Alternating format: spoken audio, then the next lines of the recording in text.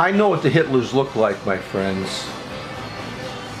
I know exactly what the Hitlers look like because I've learned from history. I've learned from all the bloodshed that the savage human race, the naked apes, have spilt throughout generation and generation. I know what the Hitlers can do, and I know how they begin, and I know how they end. They begin in fiery rhetoric, and they end in corpses and ashes. Now, the people of Nazi Germany, or pre-Nazi Germany, when they elected Adolf Hitler and he eventually made himself dictator, he promised great things for Germany. And in the beginning of this monster's reign, he fulfilled some of those, like, I guess, the Autobahn, for example. But, like any mad men, mad women, or whatever, savage naked apes, he had his scapegoat. In this case, the scapegoat was the Jews, mostly. Or he had his gypsies, his communists, gays, too. All victims of this monster. And there he was, and he was murdering, even when he was murdering people couldn't believe that, come on. The civilization, the country that gave us Bach, Beethoven, Handel. You mean they could take millions of people and put them in an oven? Take babies clean out of their mother's womb and murder them for medical experiments as they did in Auschwitz? No one could believe it. When Hitler started, he started up slowly, of course. His followers started burning books. I mean, if you go to Donald Trump's Twitter account and you go to his offshoots and his followers, as I've said before, you're going to find so much hate there. It will make you want to throw up, and it will make you concerned if this fiend becomes president of our country. He will set forth his hordes upon the rest of us who don't agree with him. He'll have the power to do it too.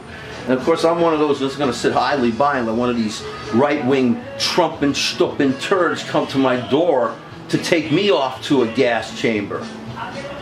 I've said this many times, I've learned from history.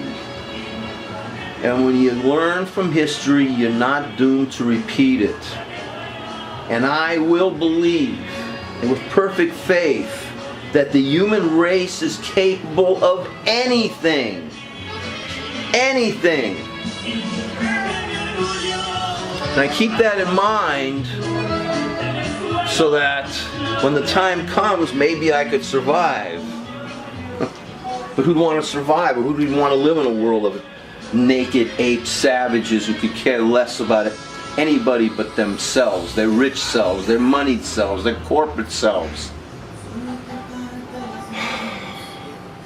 There are people out there, good people even, that are supporting this turd.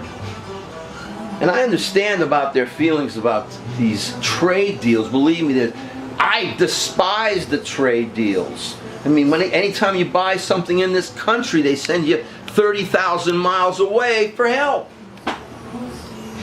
Who ever heard of such a thing? You buy something in one place, they shouldn't be sending you 30,000 miles away. So, you know, I can understand why people feel that they've been duped.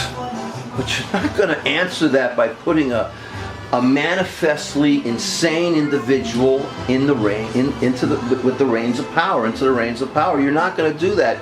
It's a nightmare that you'll never wake up from.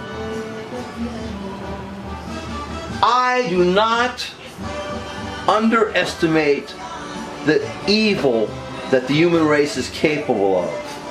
And every day since this bastard, this pernicious, tumorous cancer has been running for president of this country, I have been under stress.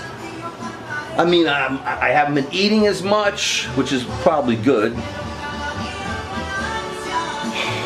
have bad dreams. What am I going to do if this piece of trash wins? Because I'm certainly not going to call him president. I see civil war coming.